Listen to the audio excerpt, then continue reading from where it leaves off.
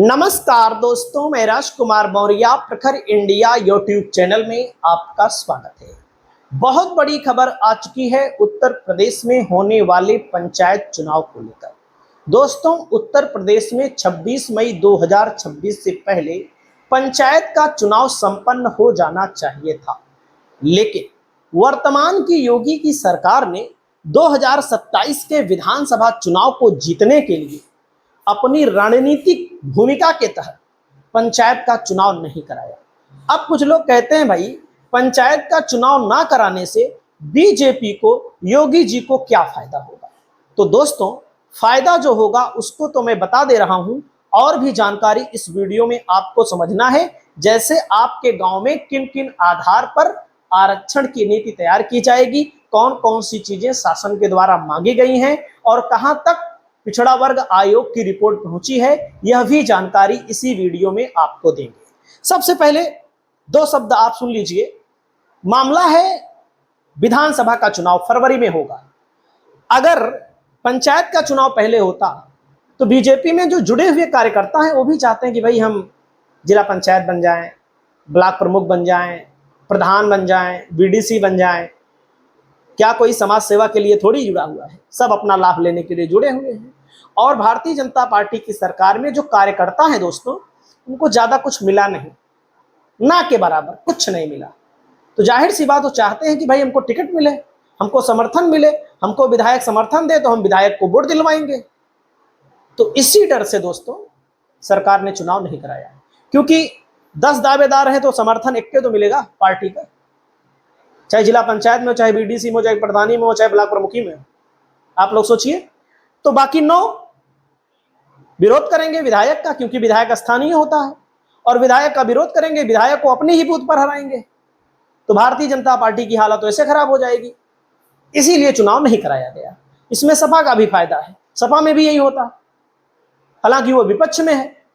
तो कहने का मतलब है कि योगी सरकार ने बड़ी चतुराई के साथ हैंडल किया है कि पंचायत का चुनाव ना होने पाए। चाहे सुप्रीम कोर्ट जाओ, चाहे हाई कोर्ट जाओ, चाहे जज से बहस करवाओ, तारीख पे तारीख टलती चली गई। आपके सामने नजारा पेश हो गया, देख सकते हैं। यूपी पंचायत चुनाव में 14 बिंदुओं की रिपोर्ट तय करेगी आरक्षण। योगी सरकार ने सभी जिलों से मांगा ब्यौरा।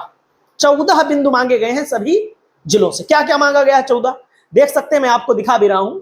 यूपी पंचायत चुनाव को लेकर सरकार पूरी तैयारी के साथ जुटी है। आरक्षण तय करने के लिए योगी सरकार ने सभी जिलों से ब्यौरा मांगा है।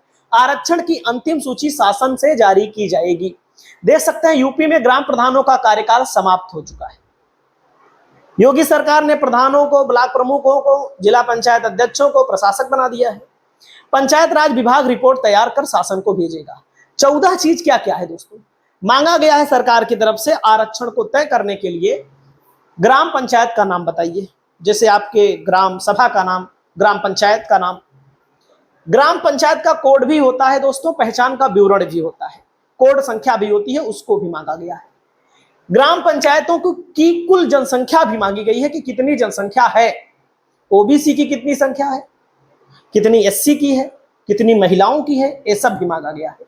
दोस्तों, अन्य पिछड़ा वर्ग की कुल जनसंख्या, क्योंकि जो पिछड़ा वर्ग आयोग की रिपोर्ट तैयार हो रही है, जिसके लिए कई जिलों में प्रक्रिया संपन्न हो चुकी है, अन्य पिछड़ा वर्ग आयोग को आरक्षण देने के लिए ही सब कुछ हो रहा है दोस्तों। नहीं तो डायरेक्ट चुनाव हो सकता था, क्योंकि सुप्रीम कोर्ट की गाइडलाइन है कि अगर ओबीसी को आरक्षण देना है तो पहले दोस्तों ट्रिपल टेस्ट होगा, पहले ओबीसी आयोग की रिपोर्ट बनाई जाएगी, ओबीसी आयोग का गठन होगा, उसी ओबीसी आयोग के गठन के आधार पर यहां पर सारी चीजें होंगी।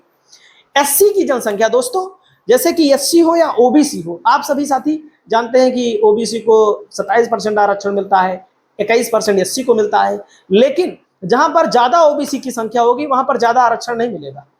जैसे 27 से ज्यादा होगी 27 ज्यादा नहीं मिलेगा, 21 से ज्यादा होगी तो 21 से ज्यादा एससी को नहीं मिलेगा। कई जगहों पर तो एससी ओबीसी भरमार है, लेकिन तब भी कभी कभी एससी सीट नहीं आती, ओबीसी सीट नहीं आती।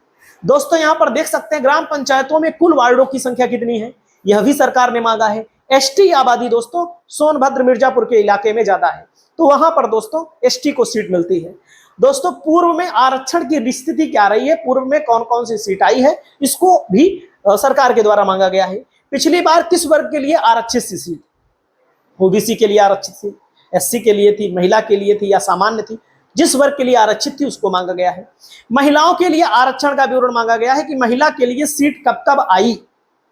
दोस्तों, पंचायतवार सामाजिक जनसंख्या के पूरे आंकड़े मांगे गए हैं।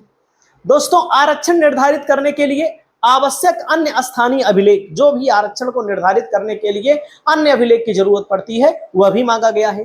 शासन द्वारा निर्धारित समेकित पंचायतवार आरक्षण संबंधी जानकारी मांगी गई है। दोस्तों, इसके अलावा किन किन जिलों में सर्वे पूरा हो चुका है उसको भी देखिए।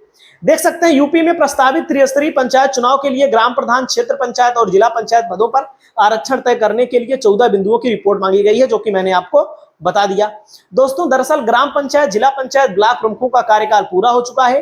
विकास कार्य ना रुके, इसीलिए जिला पंचायत अध्यक्षों को, ब्लॉक प्रमुखों को, ग्राम प्रधानों को बना दिया गया है प्रशासक। वहीं पर दोस्तों, पंचायत राज विभाग से ये मांगी गई जानकारी, क्या मांगी गई, जो मैंने आपको 14 बिंदु बताए। 14 बिंदु में जातिगत आंकड़ा मांगा गया है।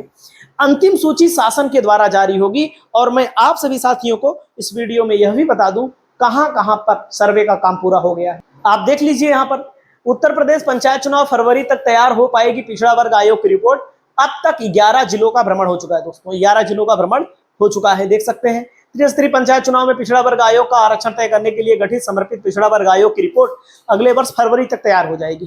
फरवरी तक तैयार हो जाएगी। आयोग ने जिलों का विवरण दौरा करना तेज कर दिया है।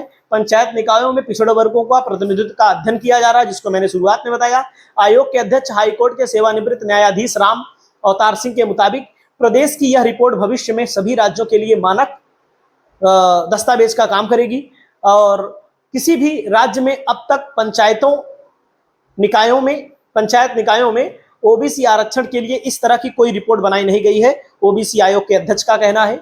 अध्यक्ष के मुताबिक पहली बार जो आरक्षण के लिए दौरा किया गया दोस्तों, मेरठ में कर लिया गया है, हापुड़ में कर लिया गया है, बागपत में, सीतापुर में, बाराबंकी में, हरदोई में, रायबरेली, अमेठी, अयोध्या, सुल्तानपुर, अंबेडकर नगर। मतलब इसमें से कुछ जिले पश्चिमी उत्तर प्रदेश के हैं, कुछ पूर्वांचल के हैं, तो कुछ अवध के हैं। दोस्तों, तो देख सकते हैं यहाँ पर अंबेडकर नगर, सुल्तानपुर, सीतापुर, बाराबंकी, हरदोई, अमेठी, रायबरेली, अयोध्या, बागपत, हापुड़, मेरठ, इन जिलों में काम पूरा कर दिया गया है। दूसरे चरण के लिए दोस्तों यहाँ पर संभल, मुरादाबाद, रामपुर, अमरोहा, बिजनौर के लिए टीम निकल चुकी है और आयोग की टीम 2 ब्लॉक और 2 पंचायतों में जा रही है। तो कहने का मतलब है कि उत्तर प्रदेश में पंचायत का चुनाव अप्रैल 2027 में होने के संकेत हैं। बाकी सरकार के ऊपर बहुत सारी चीजें निर्भर करती हैं। देखो, सरकार यही आती है जो पंचायत चुनाव नहीं करा रही थी, कि दूसरी सरकार आती है, जो भी आएगी पंचायत चुनाव 2027 के अप्रैल महीने में ही होगा। जैसी जानकारी आएगी वैसे हम आपको बताएंगे। नमस्कार।